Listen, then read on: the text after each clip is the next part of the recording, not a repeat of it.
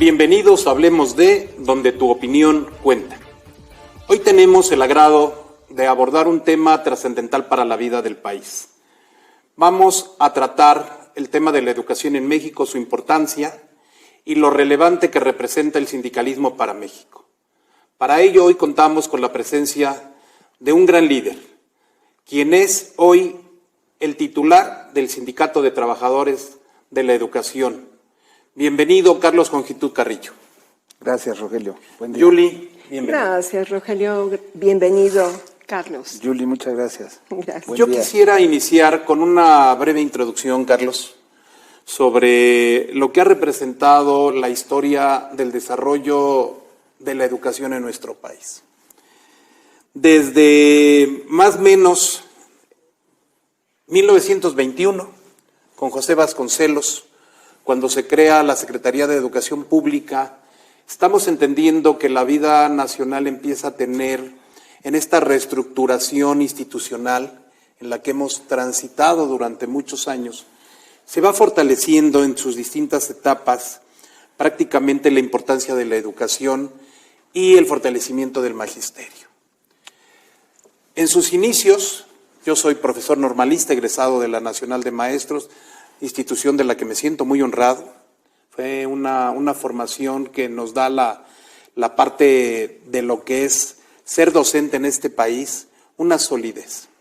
Para el líder del Sindicato de Trabajadores de la Educación, en esta evolución trascendental, ¿cómo ve hoy el sindicalismo en México y qué representa el sindicalismo en el siglo XXI?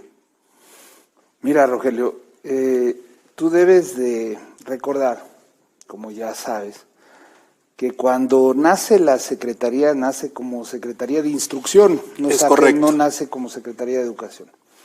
Es hasta 1943 cuando se deciden unir a todas las fuerzas magisteriales del país para constituir el Sindicato Nacional de Trabajadores de la Educación. Sindicato que durante muchos años ha tenido líderes muy importantes, desde Olmos, Carlos Jongitud Barrios, Elbester Gordillo, Juan Díaz de la Torre y ahora Alfonso Cepeda. Entonces, ha sido una trayectoria, más o menos calculando, siempre mayor a los 15 años de cada uno de los líderes de esta fuerza sindical. Fuerza sindical que ha logrado pues derechos muchas veces bien ganados, pero no reconocidos del todo por el patrón a lo largo de los años. Entonces se ha tenido que siempre estar en una constante lucha y en una constante comunicación, pero siendo un sindicato tan institucional como es el de los trabajadores para la educación, pues hemos cumplido. Y hoy, con esta revalorización o redimensión del maestro, tenemos claro que el protagonismo, pero sobre todo el liderazgo de los trabajadores ha salido a flote, ¿no? Es lo que ha salido a final de cuentas. Y gustosos participamos hoy desde el 2009. El 2009 fue el día en el que decidimos constituir y salirnos del CENTE. Nosotros constituimos el Sindicato de Trabajadores para la Educación el 21 de julio del 2009. Y ahí empezamos nosotros, porque un sindicato tiene que ser legalmente constituido. No puede ser una incisión o una forma de pensar o ideales, no. Claro. Tiene que ser legalmente constituido. Y de ahí nos vamos al Tribunal Federal de Conciliación y Arbitraje, que en ese momento presidía Alfredo Farid Barquet, y solicitamos registro y toma de nota para el Sindicato de Trabajadores para la Educación. Y ahí estamos, desde ahí hasta hoy, en una lucha constante y de competencia leal, de competencia digna, con los compañeros del Sindicato Nacional de Trabajadores de la Educación, que son el sindicato mayoritario. Exacto. En esta estructura de recomposición magisterial, quienes vivimos en ese contexto de querer consolidar una plataforma que beneficie siempre a México, que esa es la idea de los sindicatos, ¿cómo en esta época donde México, y no solo México, América Latina y el mundo, atraviesan en una situación de contexto complejo, donde quienes tenemos un compromiso con México sabemos que se requiere de la suma de esfuerzos de todos?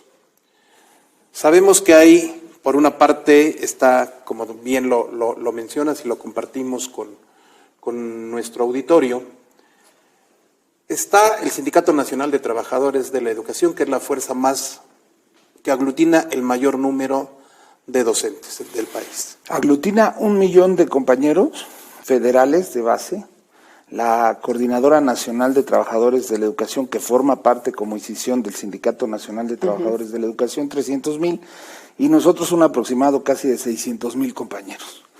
Si nosotros nos pusiéramos en perspectiva o a competir con otro sindicato, en este momento seríamos el segundo sindicato más grande del país, ¿no? Entonces, caben los 2 sindicatos más grandes del país en un solo sector, que es el magisterial. El líder del Sindicato de Trabajadores de la Educación, ¿qué transmitiría a la sociedad, qué le transmitiría a los maestros en este momento donde se requiere la unión de todas las fuerzas políticas para sacar adelante este país? Estamos viviendo una situación compleja en un escenario donde pareciera que desde el Ejecutivo Federal se han esgrimido claros oscuros. Hay buenos y hay malos. Los medios de comunicación, quienes transmiten y evalúan todos los días el transitar de la política en este país, refieren que bueno, pues que hay una segmentación entre blanco y negro. ¿Qué pasa en el esquema del sindicalismo nacional, en el magisterio de los maestros? Vale ahí precisarlo. Se tendrían que unir CENTE, la coordinadora, y el CETE. Fíjate que haces una pregunta ¿Toral? No, realmente toral, pero más allá, a tiempo. Creemos que con este voto libre, individual y secreto, pues va a surgir la figura que represente y negocie el contrato colectivo, que no es un contrato colectivo como tal. Nosotros dependemos de condiciones generales de trabajo porque somos trabajadores del apartado B. Entonces, correcto. Al ser trabajadores del apartado B tenemos condiciones generales de trabajo. Ahí me gustaría plantearte, ¿cuáles serían las condiciones de este contrato? ¿Qué vendría a reforzar para en el siguiente segmento que regresamos nos lo compartas? Con mucho ¿Sí? gusto. Regresamos.